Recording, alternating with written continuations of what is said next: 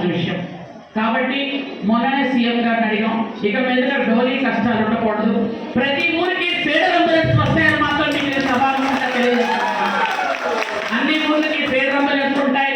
త్వరలో అన్ని గ్రామాలకు కూడా మనం కనెక్టివిటీ రోడ్డు వేస్తున్నాం. ఆ రోడ్డు మూలంగా మనకు ఖచ్చితంగా రావడానికి అవకాశం ఉంటుంది. ఎందుకంటే ప్రజెంట్ ఆర్థిక పరిస్థితి గవర్నమెంట్ బాగలేదు కాబట్టి 2-3 నెలలు కొంచెం మెల్లగా ఉన్నా కానీ ఆ తర్వాత 4-5 నెలల తర్వాత మనం వచ్చే మన గిరిజన దినోత్సవంకి చాలా వరకు రహదారి నిర్మాణం జరుగుతూ ఉంటుందని మాత్రం మీ అందరికీ తెలియజేస్తున్నాను.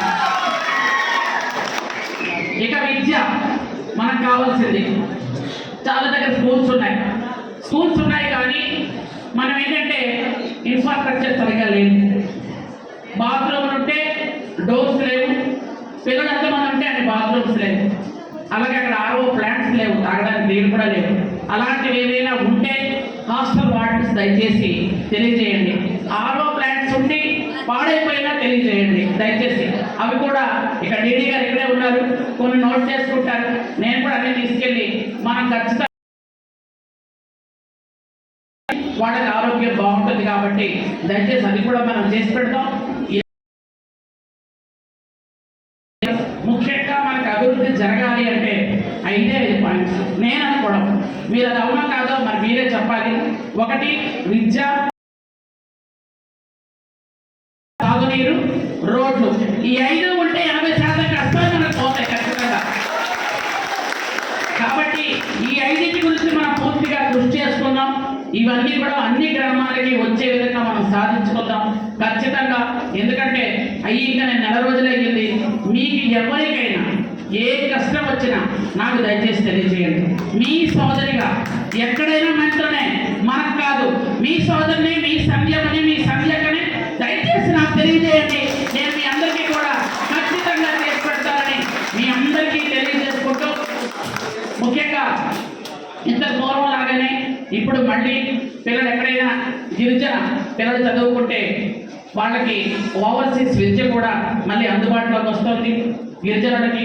అలాగే ఇంత పూర్వం లాగానే ఇప్పుడు కూడా మన ఐటీడీ ఆఫీస్కి క్లియర్గా వెళ్ళదు. అంటే మనకు చాలా ఇబ్బందులు ఉంటాయి, మీ అందరికీ తెలుసు. ఇప్పుడు ఐటీడీ ఆఫీస్కి వెళ్ళొద్దు. దాని ఎదురుగా అన్నా క్యాంటీన్ కూడా ఓపెన్ చేస్తున్నాం, వెళ్ళండి. అక్కడ ఇచ్చిన తర్వాత భోజనం చేసి, ఎందుకంటే అక్కడ ఉన్నటువంటి వెళ్తున్న గిరిజనులకి భోజనం లేకుండా ఉంటుందని అక్కడ ఐటీడీ ఎదురుగానే అన్నా క్యాంటీన్ ఒకటి ఓపెన్ చేస్తున్నాం. ఖచ్చితంగా అది కూడా ఉంటుంది. ఇంతకు పూర్వం లాగానే మళ్ళీ ఐటీడీలో ట్రైకార్ లోన్లు అన్నీ ఇస్తామని మీకు అందరికీ సభాముఖంగా తెలియజేసుకుంటున్నాను. ఇల్లు ఎవరెవరైతే కావాలో ఇల్లు కూడా ఇవ్వడం జరుగుతుంది.